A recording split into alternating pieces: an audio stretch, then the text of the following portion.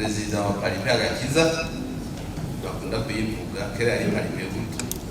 afode wasaba gukora ko ikuyemo hanyuma donc iyo féminine les observations batanze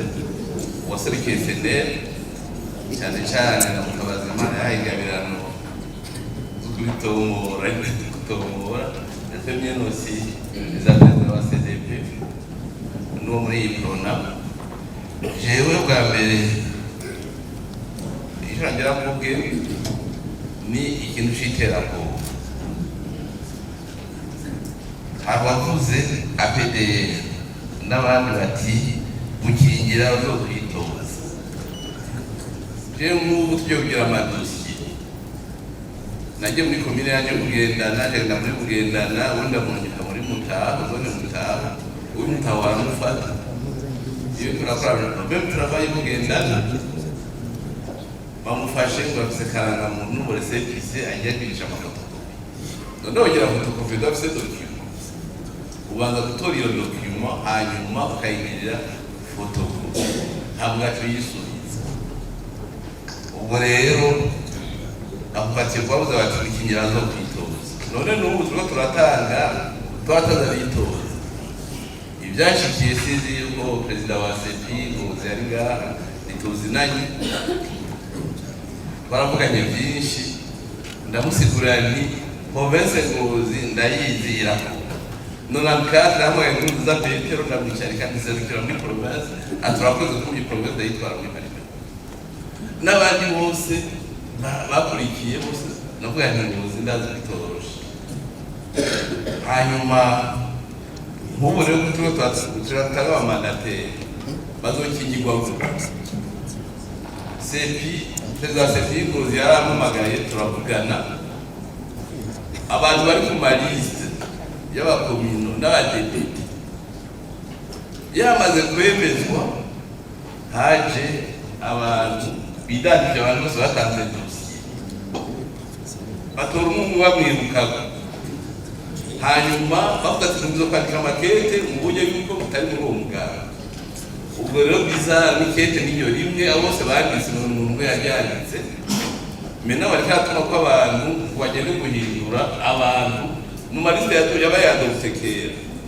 arambabarira ngira ngo bakwiye kwa mucamanza ajyanye de formation du métier cyambwiye ati ko hari abantu bitwaye ifoko tubagiye sinzi ko CEPI Moseni ibisako kantu kupima mu mutwe ubimenye neza umugambi wafise mu mutwe wari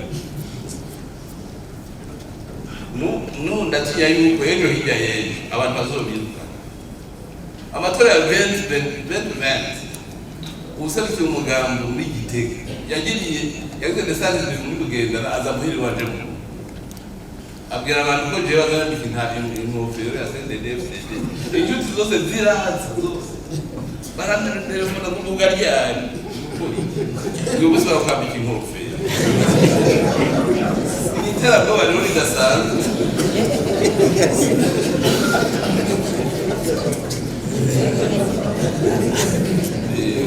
none reka sura ugiye kujya kibazo très important muzokingira abantu bamaze gushira mu ibarabara twashyize mu ibarabara ejo bazobiruka yego ndazi ko seni tuzaba dukora ko iyo iri inyuma ikibaseni kuko ntidufasha kandi nta bubasha mu bifitiye n'ubwo kunyuma abantu babafasha n'umukuru w'umuganga koko umuntu umutababwe bati ibyo nibyo muganga twebwe turabitinya na guverineri arabitinya yaje gutora inyishu hagati na minisitiri wa interieur ndavuga nti abakomiseri tuziranye n'abawajije bamwe bati ibyo turabitinya none komiseri abitinya uburyo babukanira ubwo rero twafashe ikibazo nuko nyakubahwa urongoye seni si aba insolite mwavuga mwari foreste mu realite ubu umuntu w'umurundi aragu marabonye yuko bamwe bavuga bati oya twafatira gutora sundi mwabasha gutora canke si mwa niki niterabwoba rihari iterabwoba ubwo rero mpagaze mu cya kibazo n'abazokwitoza ubu muzobakingira kuko ndazi ko ubunyendanyira atangwe kubiruka kandi abiruka ko ntubamenye ufashe restrictive aho bafatiye umuntu ndabwira neza umufasha wawe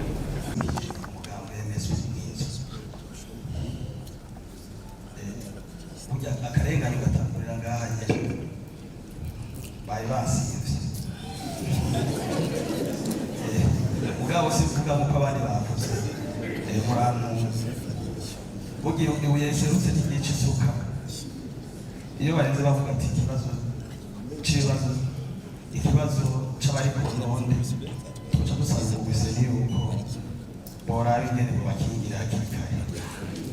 niko biba byiza kugira bahumurize bose hama mbwiwe ko jewe si byinshi nagomba gushima kuko benshi bavuze barekaranye bitabakunze mugabo je ndarekaranye birakunda kandi byarakunze rwose cyane ntanga akarorero muri komine yagutse ya Mugere jewe ndarekaranye kandi mwarangiriye neza ndabashimiye kandi rero n'abidoga muraraba niba bikunda singo bageragereza mugabo nitwoguma tumakura twese ukuvuga yuko byakunze yarakwiye gushima nka jewe murakoze cyane namwe mukurikira mukoresha uwo mwanya mugenzi akoresheje. Merci pour la parole. Je réponds au nom des docteurs du Koumana Djouma du parti Frolina. J'aurai seulement 3 propos. En premier lieu, j'aimerais saluer l'initiative de la CENI.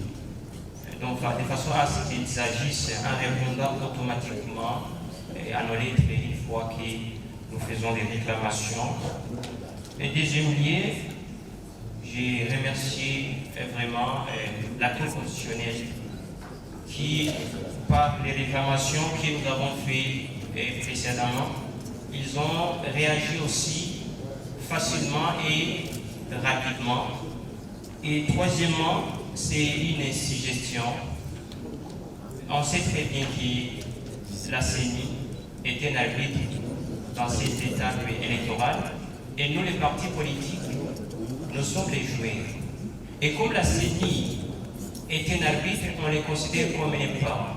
Un parent a toujours pitié envers les enfants. Maintenant, ma suggestion est celle-ci. Est-ce que, cher CENI, pouvez-vous vraiment mettre en œuvre votre lettre de 9 janvier 2024, numéro de référence CENI 020-2024. Donc, c'est une lettre qui a été adressée aux partis politiques, aux coalitions et aux indépendants, objet délai de grâce, qui dit période de grâce pour le réaménagement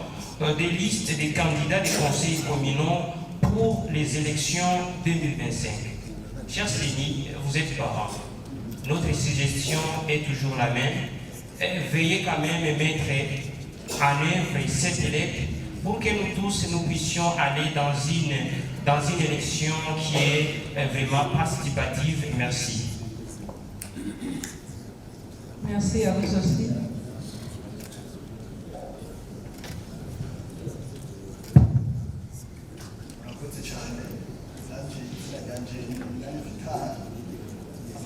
Mwegereze mikro, ikibazo kirabumva neza. Murakoze cyane, akazina kanje k'Imina Vital, bari mu Mpanda, intara ya Bujumbura, cyane mu Rwanda. Ikibazo canje mfise ndashaka kubaza bisunze kuri kumwe n'urutonde rwarutanze kujanye n'abakandida none abamandateri mwaraduhaye iminsi naho tubona yuko bitakurikije kujya nyene. Turi mu ntara zagutse nshasha cyane ntara ya Bujumbura ko yagutse cyane rwose.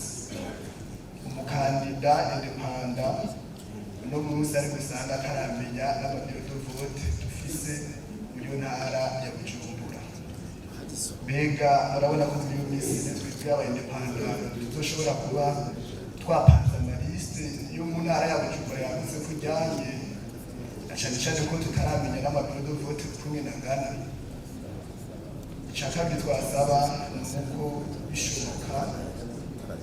muca mutwagereza umwanya muri rya minsi yo gutora yo kuzana abamandateri kuko